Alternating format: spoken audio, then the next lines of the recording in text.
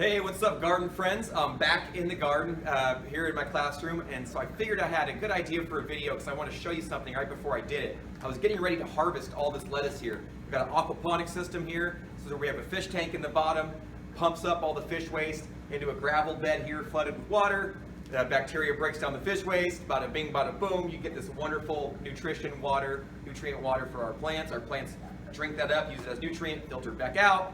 And what we have here is some beautiful organic lettuce, some red leaf lettuce.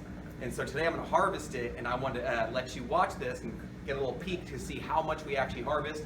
This was all grown in just the last few weeks. What I'm going to do is I'm going to do what we call a cut and come again method. Many of you in your home gardens might be doing this, where you grow rows of lettuce and then you harvest it, but you don't harvest the entire head of lettuce like you would, like say like an iceberg or a romaine. You actually just cut back maybe the top 90% of your plant, leaving a little nub. Sometimes people will do this for fun with the base of their lettuce plants that you buy at the supermarkets. Sometimes you'll cut that off. I do this at home all the time. Throw it in some nice moist soil, get it outside, and then before you know it, you got lettuce regrowing, and we're going to do that here. So I'm going to harvest this all up, but I'm going to use cut and come again method, so that way we can actually come back and we'll do a follow-up video to see what it looks like in a few weeks, to see if any of these heads made it out. Some of them are a little bit more sturdy than others, so we'll see if we have mixed results or not. But hang tight. Let's hang till the end. Let's see what it looks like at the end, how much lettuce we get. Okay, so now before I do my time lapse, where I kind of show all this work getting done really fast and furious, I'm going to kind of show you a quick demonstration on what I mean when I say cut and come again.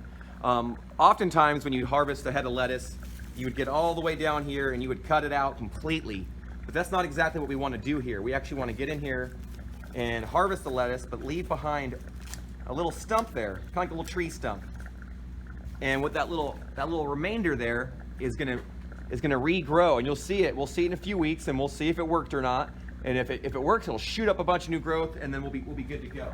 So let me show you one more. I'll do a few more just to show you. And some are a little bit hardier than others. When you have this bed like this, some of the lettuce, if it doesn't get thinned enough, you'll see them get a little bit more spindly, like this one right here.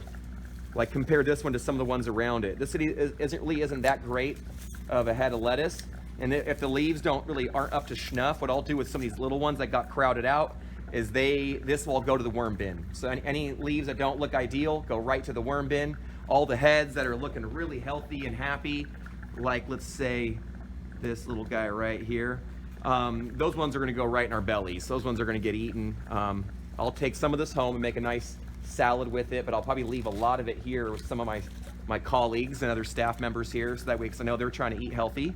And then if any of it can make it back to our students, we'll definitely try that. Normally they get to eat it right here at school, but things are a little different right now, unfortunately. But we'll do all that we can to make use of this beautiful lettuce. So that's what I mean when I say cut and come again. You're literally finding out where the base of that is and cutting it and letting that regrow, and then seeing what happens. Like I said, if the leaves that we cut off on some of them aren't ideal, they get fed to the worms. All the best ones were composted, maybe in some of the other situations. Boom, there you go. Nice, beautiful little grouping. This is all organic.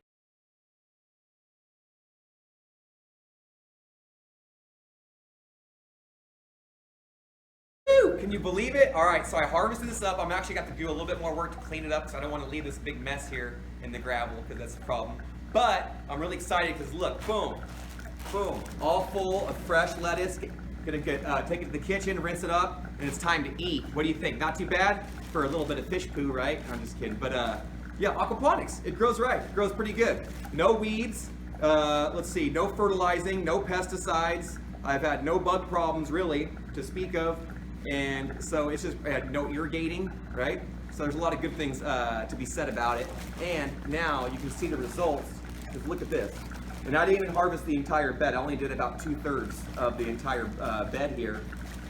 But you know, filled up two pretty good sized bags, filled full of lettuce. And actually, I pulled out about as much of this in leaves that I just thought if they weren't perfect, they got removed. So we actually harvested about twice this much.